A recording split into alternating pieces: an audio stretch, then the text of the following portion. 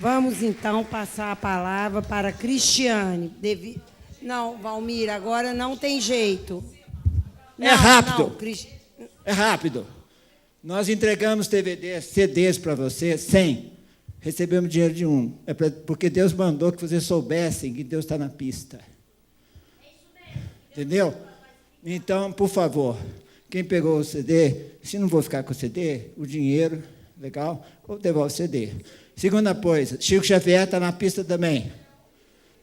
O Chico Xavier está vindo com a instrução porque vocês estão com problema de misantropia, aversão aos mundos superiores, perda de memória. Então, ele falou para vocês olharem para a Lua.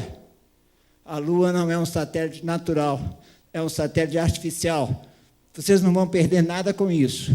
Se vocês olharem para a Lua, sendo um satélite feito pelas mãos do homem, a sua memória vai despertar. Ele é um tablet com funções de link. Então, por favor, olhem para a Lua com sentimento de que é um satélite artificial. Certo? Nós editamos um DVD com um documentário aqui e pedimos a vocês... Valmir. Nós temos que encerrar, Valmir. É rápido, crianças. É rápido. Nós sabemos. Então, aqui, ó. Aqui estão as imagens das edificações da Lua que a ala dissidente da NASA mandou para a gente, para vocês despertarem a sua memória esquecida, porque senão vocês vão se destruir. Perdeu a memória, meu irmão? É foda. A ala dissidente da NASA mandou as imagens. Então, nós estamos distribuindo para vocês, igual o outro.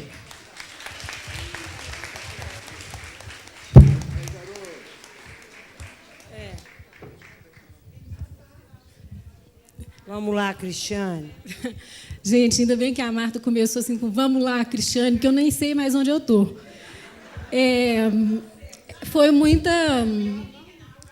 Foi tudo muito emocionante. Posso? Foi tudo muito emocionante. E, para falar a verdade, eu fiz, inclusive, um truque mental para aguentar esperar a minha fala, que eu vou tornar público. Eu lembrei o tempo todo daquele chinesinho que entrava na hora da dança, ting-ling, lá vinha o seu chino na ponta do pé. Tentei me manter assim. Em alguns momentos, até pela vontade que eu tive de chorar, ouvindo a história de um amor construído que o Geraldo fez com sua voz de radialista. Antes disso, eu queria agradecer algo que aconteceu anteriormente nessa mesa, que foi tudo super chocante, mas no sentido de causar emoção. Mas ao Milton, é Milton seu nome, do Rio? Por terminar a fala dele da forma mais lacaniana possível. E isso me deixou mais à vontade com Basaglia, que é mesmo todos somos loucos. Essa é a grande conclusão do final do ensino de Lacan. A minha voz está embargada, não é de rouquidão, eu vou ter que segurar a onda. Vamos lá.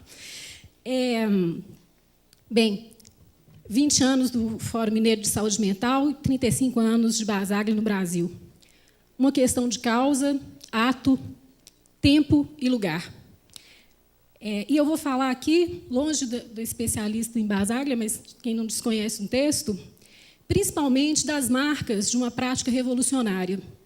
Porque, além dessas marcas serem de uma prática revolucionária, o meu testemunho é que essa prática causou marcas indeléveis e uma revolução na vida de muitos sujeitos e na prática que eles podem sustentar.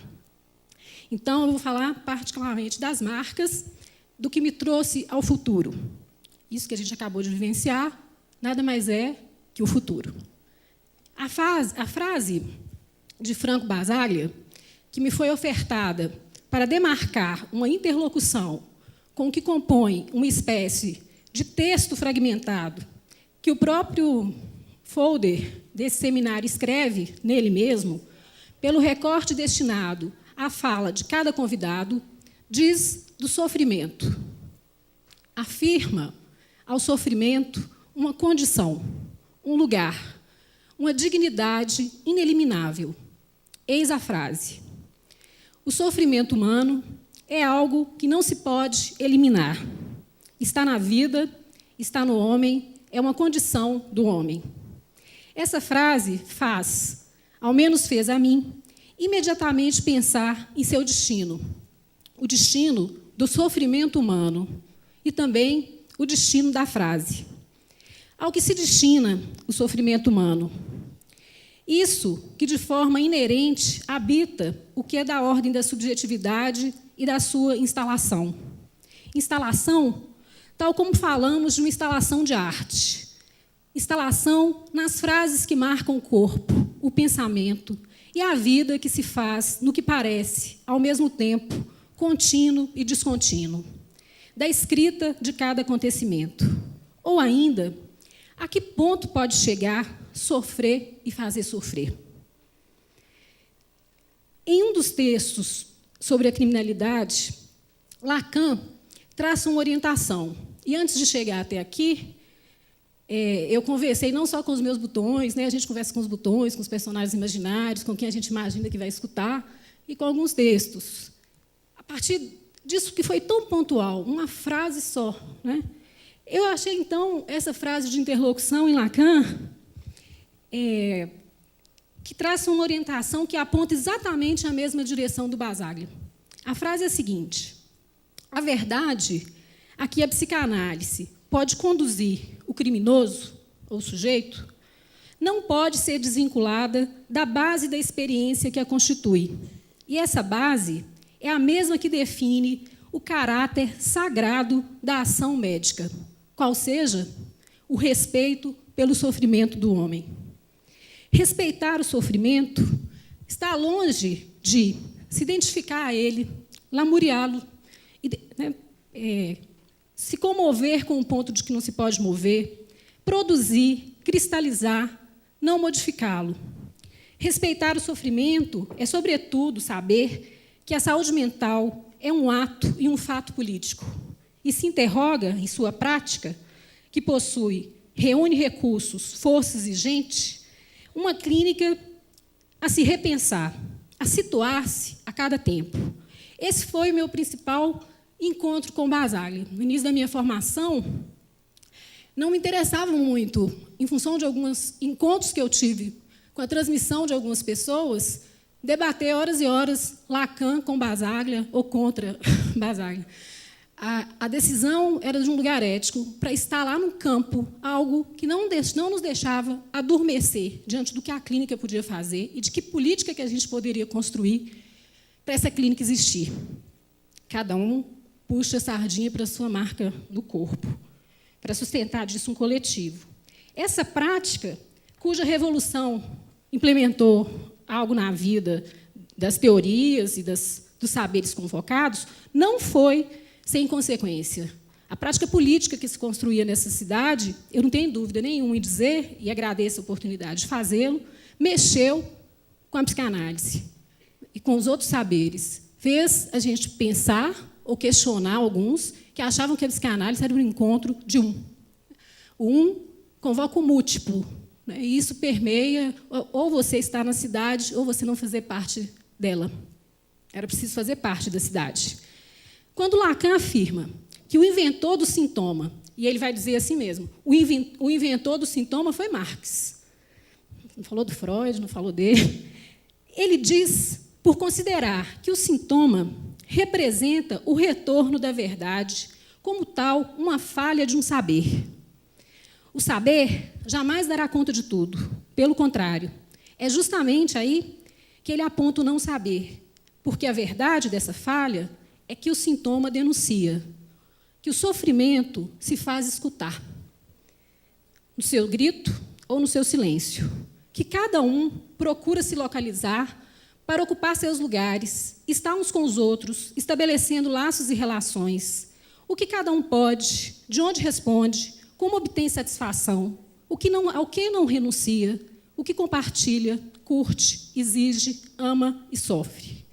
Aqui se ancora uma justificativa de que o sintoma ou o sofrimento institui uma ordem que verifica a nossa prática, como ela trata, como aborda, como faz borda e contorno, o que ofertar a quem sofre em demasia por existir, a dor de existir.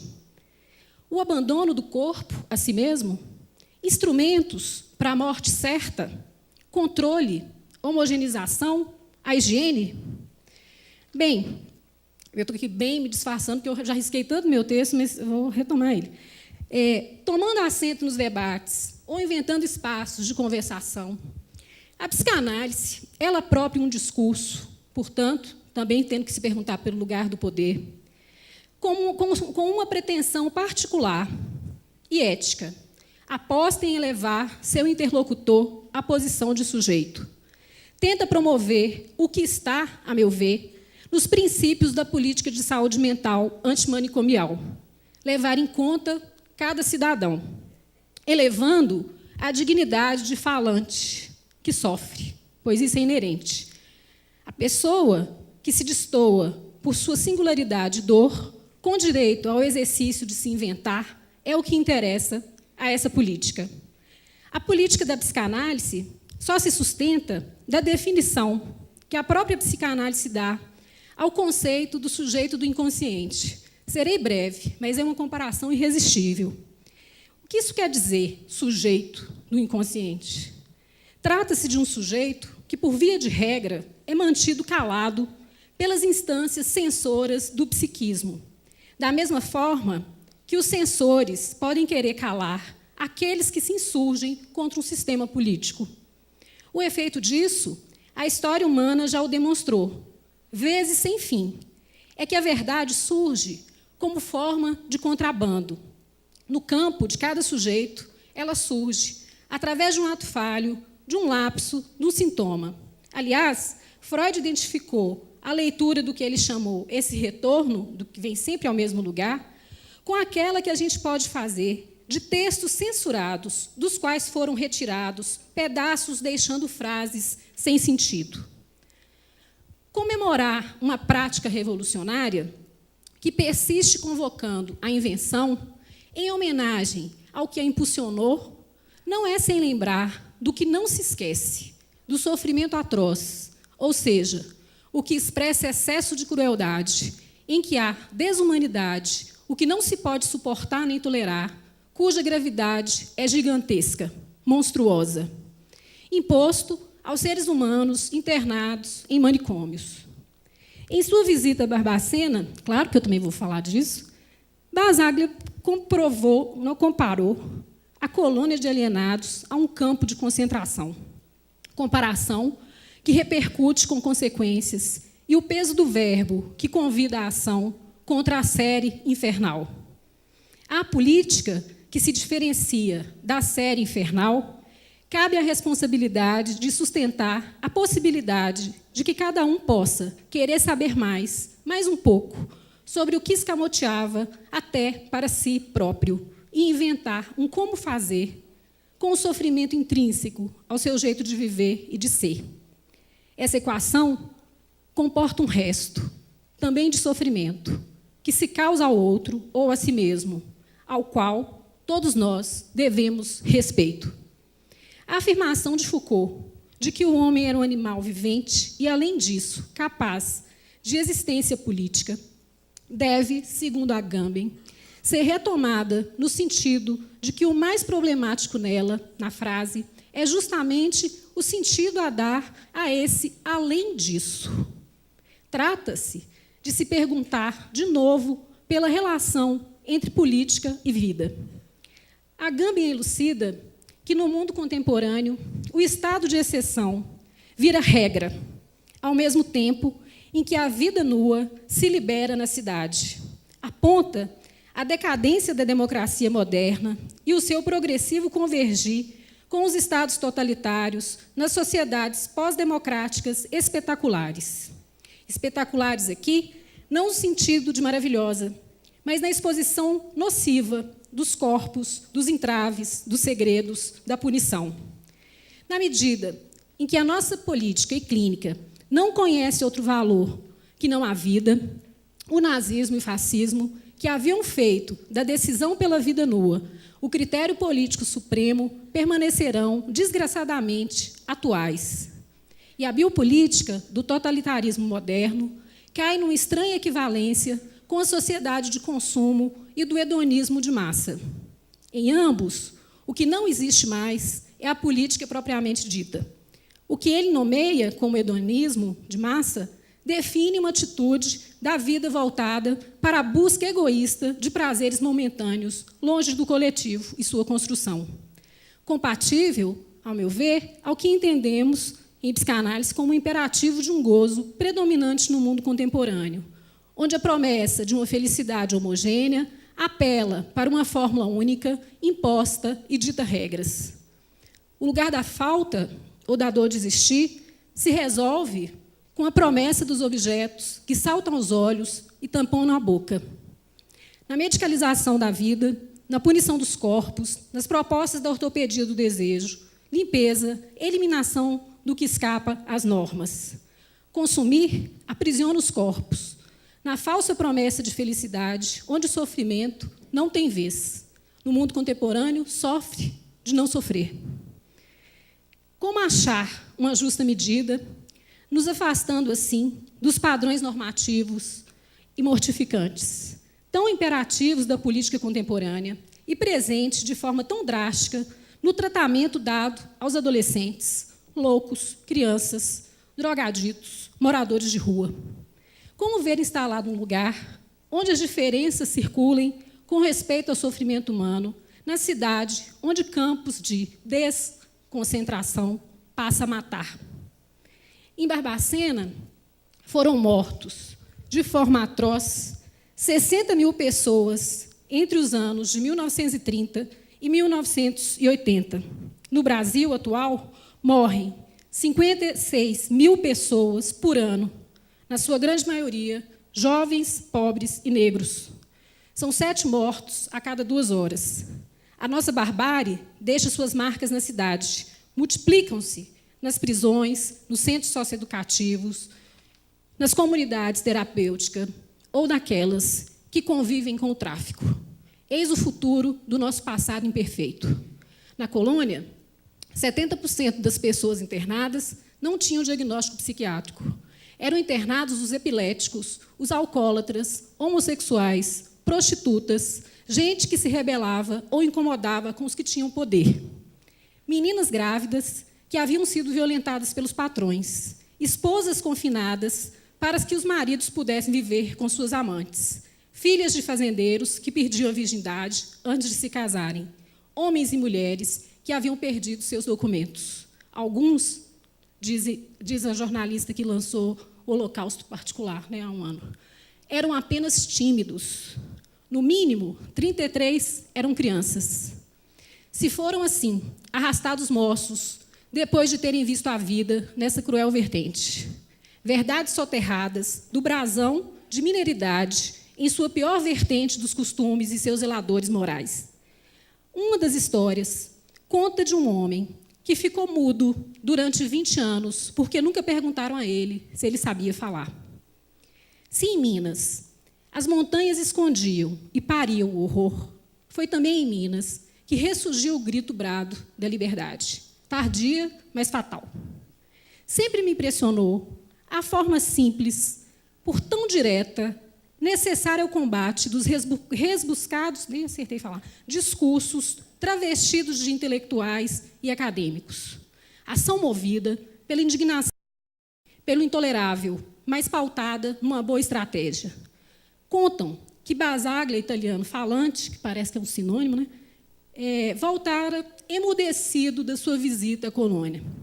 E, ao chegar, para ministrar uma aula num curso de psiquiatria social, na Associação Médica de Minas Gerais, pede ao jovem psiquiatra, eu citei ele, tomei um susto quando eu vi ele aqui, mas ele foi embora, o Antônio Simone. Não? Cadê ele? Ah, que bom.